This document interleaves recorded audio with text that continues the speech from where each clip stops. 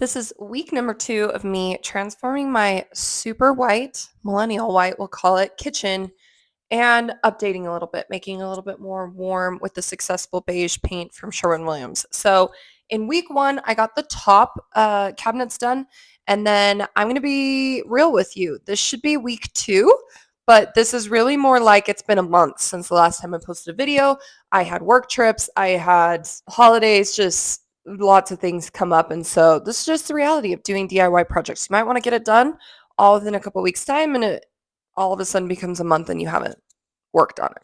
So it was time to finally do the bottom cabinets, and the best part of this project, even though it's annoying, is cleaning out your kitchen cabinets, because how often do you do that? Not very often. You have all sorts of mismatched Tupperware, things you don't use anymore, and so it's really nice to be able to go through and have an excuse to just really clean and organize.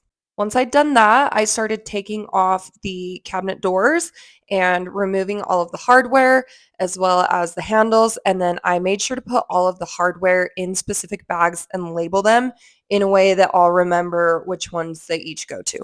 Then I didn't take a video of this, but you do need to use some sort of degreaser on your cabinets because they get disgusting. Your upper ones more so than your bottom ones, but you still need to do it because things get spilled on it.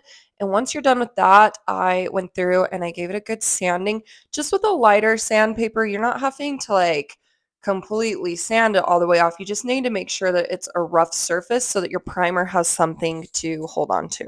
I way overdid this on the top cabinet, so I learned my lesson and I did it much lighter this time, and I will say they turned out exactly the same. And once I was done with the sanding, I went through the tack cloth and, well, technically like a washcloth first and a tack cloth just to make sure that I got everything removed from sanding them so that they are ready to prime, because if they have a bunch of excess grime on them, then you're going to notice that in your paint.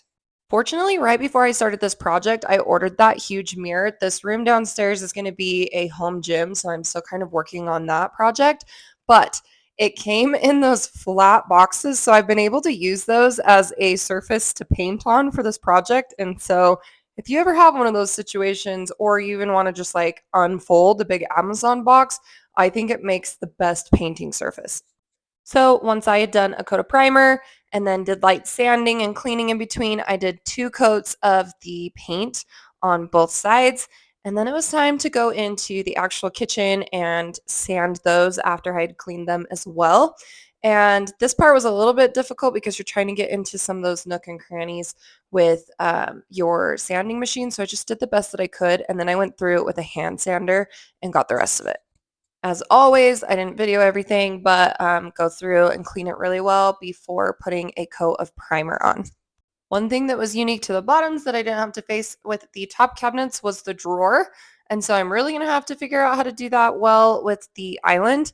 So I pulled it out and I painted around it, and I made sure that I left it out, but I almost closed it about 900 times that day. And so anyways, not sure if there's anybody that has advice on that. But then once I was done with the primer, I just wanted to do a video so you saw that I went through with a hand sander and just removed any little bit of rough surface. This just really makes sure that when you go on with your paint, it's going on perfectly smooth and it looks like a professionally done job.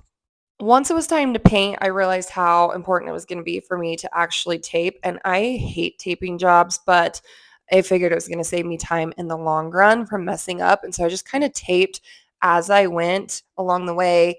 This was my first coat of paint, and just like with the primer, I went through and I sanded afterwards, cleaned it up real nice, and then I finished with a second coat. So as we are moving on to week 3, which is really more like week 6, I'm going to be focusing on the island, which I am going to do like a wood paneling on.